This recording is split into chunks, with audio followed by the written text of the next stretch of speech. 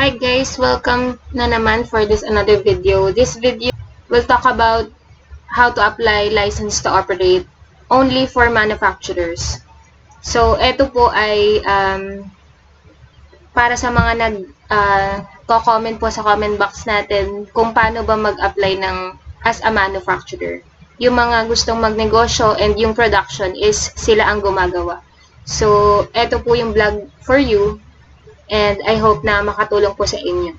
So, ang vlog na ito ay para lang sa mga drug manufacturers, sa mga food manufacturers, medical device manufacturer, cosmetics, gumagawa ng mga cosmetics, sa mga toys and childcare articles, and household urban pesticide. So, hindi po kasama dito yung mga manufacturer ng household urban hazardous. Meron po silang ibang requirement. So, ulitin ko po, ang kasama lang po dito sa vlog na to, yung mga manufacturers ng drug, food, medical device, cosmetic, toys and childcare, and household urban pesticides. So, before ko po i-discuss sa inyo yung requirements, check muna natin itong mga fees na pwede nyong ma-encounter. Kung kayo po ay drug manufacturer, kung ang capital nyo po ay 20 million and below, meron po tayong babayaran na 10,000 plus 1% ng legal research fee. Kapag naman over 20 million yung capital ng company nyo, pero below naman siya ng 50 million, meron tayong 15,000 plus 1% of legal research fee. And kung 50 million naman and above, so meron tayong babayaran na 20,000 plus 1% legal research fee. Kung kayo naman po ay food manufacturer, kung ang capital nyo ay 1 million and below, so mas maliit ito kumpara sa drug, meron po tayong babayaran na 1,000 plus 1% LRF. So kung over naman ng 1 million pero mas mababa sa 5 million, meron po tayong 2,000 plus 1% LRF. And kung 5 million naman, pero mas mababa naman sa 10 million, meron po tayong babayaran na 3,000 plus 1% LRF. And kung 10 million naman po ang ating kapital, pero less than 20 million, meron po tayong babayaran na 5,000 plus 1% LRF. And kung 20 million naman, pero mas mababa naman sa 50 million, meron po tayong babayaran na 10,000 plus 1% LRF. Kung 50 million naman at pataas, kung ganun kalaki yung capital natin, meron tayong babayaran na 15,000 pesos plus 1% LRF. So, kung kayo naman po ay nagmamanufacture ng mga makeup, mga lip gloss, or mga lip tint, ito yung fees na pwede nyong ma-encounter. So, kapag 20 million pataas yung, 20 million and below yung inyong kapital, may babayaran po kayo na 5,000 plus 1% LRF. So, kapag naman over 20 million, pero mababa naman sa 50 million, meron kayong babayaran na 10,000 plus 1% LRF. And kung ang inyong manufacturing site ay may kapital na 50 million and above, mas malaki, no? We have to pay 15,000 plus 1% LRF. For the household and urban substances, kapag over 1 million but below 5 million, ang bayad po natin is 2,000 pesos plus 1% LRF. Kung 5 million but below 10 million, ang babayaran natin is 3,000 pesos plus 1% LRF. And 10 million but below 20 million, we have 5,000 pesos plus 1% LRF.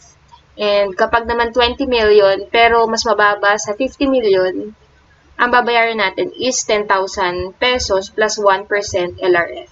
And kapag 50 million and above naman, 15,000 pesos plus 1% LRF. So, for the medical device manufacturers, sila yung mga nagpo-produce ng mga medical equipment natin, mga face mask, mga anything that is medical hospital use. So, kung 20 million and below naman yung capital nila, ang application fee natin is 5,000 pesos plus 1% LRF. So, kung over 20 million, pero mas mababa naman sa 50 million, kailangan nila magbayad ng 7,000 pesos plus 1% LRF. And for those na merong 50 million and above na capital, ang babayaran nila is 10,000 pesos plus 1% LRF. So, for you to verify those fees, pwede nyo pong personally i-check sa Administrative Order 50, Series of 2001. Ang title po ng Administrative Order na ito is Revised 2001, Schedule of Fees and Charges for the Corresponding Services rendered by the Bureau of Food and Drugs. So, lahat na po ng fees nandoon, not only the initial renewal, even the mga surcharges and penalties, nandun na rin po sa Administrative Order 50 Series of 2001. And yung 1% na binabanggit ko kanina, which is legal research fee, ito po ay makikita sa FDA Circular 2011-003. So, ito ay nasa Batas, Republic Act 3870 as amended by PD 200 and further amended by PD 1856. So, para po sa mga mag-a-apply for a manufacturer, ito po yung basic requirement natin sa LTO. So, it is written in Administrative Order 2020-0017. So, number 1 na requirement natin is a fully accomplished e-application form as prescribed by FDA regulation. Under the application form, we have the location plan and global positioning system, coordinates, or GPS coordinates to be filled in the e-application form. So, nandun na po yan sa e-portal. So, mag-generate naman yun.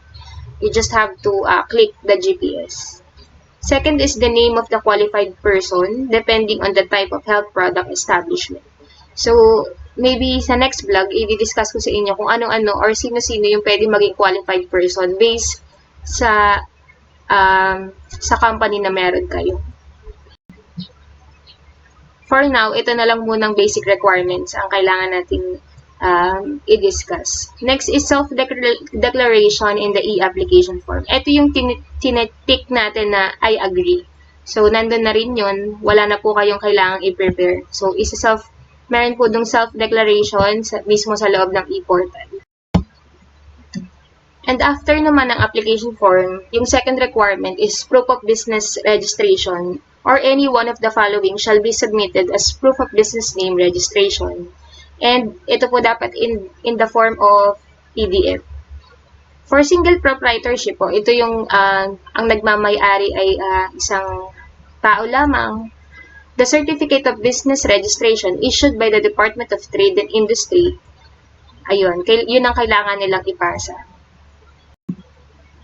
But if the company is owned by a corporation, a partnership, or other judicial person, the certificate of registration issued by the Securities and Exchange Commission o ito yung tinatawag nating SEC and articles of incorporation. So, i-scan copy po natin siya. So, may mga nadi-disapprove dito because yung ang ini-scan copy lang nila is yung mga signature ng incorporators, which is ayun, nagiging sign ng disapproval. So, if mag-a-upload kayo ng SEC, make sure na kumpleto. So, kahit 100 pages yan, basta kumpleto siya. For government-owned naman, if walang original charter, pwede naman tayo mag-submit ng SEC and Articles of Incorporation. So, when a business or establishment address is different from the business name registration address, the applicant shall submit a copy of business permit. So, kung magkaiba yung nakalagay dun sa SEC natin or sa GDI natin, kailangan meron tayong sub na document para i-support yung address natin. So, we can submit business permit or mayor's permit. So, kaya po na-discuss yung fees kanina kasi part siya ng requirement natin. So, ang number 3 na requirement is the proof of income or latest audited financial statement with balance sheet or duly notarized statement or certification of initial capitalization. So, dito makikita kung totoong ayun nga ba ang i-declare natin na capital. Okay? Number 4, proof of payment of fees as prescribed by the current FDA regulation. Ito nga po yung sinasabi ko sa inyo kanina, yung Administrative Order 50 Series of 2001. So, ito namang sasabihin ko next is, chine-check during the inspection. So, hindi na to sinasubmit. Pero ihanda nyo, once na na-inspect kayo, meron dapat kayo ma-present na site master file. And number 6 is risk management plan. Ayun nga, shall be presented to the FDA inspectors during inspection. Refer to FROO inspection agenda of the Citizen Charter for the documents that will be presented to FDA inspectors during inspection. So, for that, yung mga kailangan i-prepare for inspection, sa ibang vlog na lang natin i-discuss. So, for now, yun na lang muna yung requirements natin for the manufacturers na kung gustong mag-apply for manufacturer ng food, drug, cosmetic, toys, and HUP. Pero hindi po kasama yung HUHS dito. Okay, sana po ay clear. So, paano ba gagawin yung application? So, kailangan natin mag-login sa e-portal. Ito po yung site, eportal.fda.gov.ph using the issued username and password. So, ayun, sa other vlogs ko, meron naman akong tutorial kung paano mag-request ng username and password and yung qualified person. So, sa e-portal, kailangan yung i-upload yung mga documentary requirements. Dapat lahat naka-PDF. So, after natin ma-file yung application nyo, kailangan yung i-download yung order of payment. Kasi nakalagay na doon sa status nun is for payment na siya. So, kapag na-print nyo na, and then you can now pay sa mga outlets natin. And next, pay the assessed fee as per system-generated order of payment form through FDA cashier or any other means prescribed by FDA. And since hindi pa rin tumatanggap ng client sa FDA, pwede kayong magbayad online. So, I will make a vlog for the payment as well. So, abangan nyo na lang po. And then, wait for the posting na lang ng cashier. So, kapag na-post na yung payment, ready na for evaluation. Ito yung magiging flow ng application. Number 1, FDA cashier receives the payment for FDA cashier payments. Receive notification of payments for bank payment. So, marireceive ni cashier yung payment ninyo. After nun, ipopost nila. Post payment in e-portal for confirmed payments. This will prompt automatic decking for application to respective sender. So, kapag na-post na ng cashier, automatic, madedect na ito for evaluation. So, magkakaroon tayo ng pre-license inspection by regional field offices. Refer to regional field offices Citizen Charter. So, magkakaroon nga may mga dapat ihanda kayo. Ihanda niyo yung inyong manufacturing site upang kayo ay makapasa sa inspection ng FDA. Ang number 4 is evaluation on the completeness and veracity of the document. So, kapag pasado na kayo for sa inspection, titingnan naman yung documents nyo kung nagmamatch nga ba or lahat ba ay maayos at kumpleto.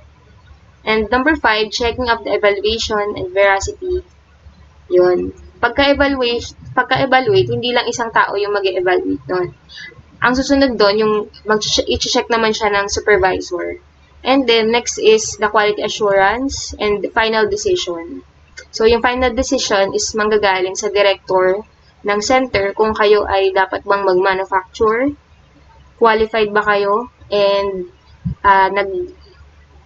sumusunod ba kayo sa regulasyon ng FDA. And then, kung hindi naman at nakita na hindi kayo compliant sa inspection pa lang, ay madi-disapprove ang inyong application. So, makaka-receive naman kayo ng notification kung approve or deny ang inyong application. And kapag naka-receive na kayo ng notification and na-print na ang inyong LTO, pwede na kayo mag-operate as manufacturer. So, ang total processing days po ng LTO manufacturer for food, drugs, cosmetic, toys, and HUP or yung pesticide manufacturing is 20 working days. That's all for today. Thank you.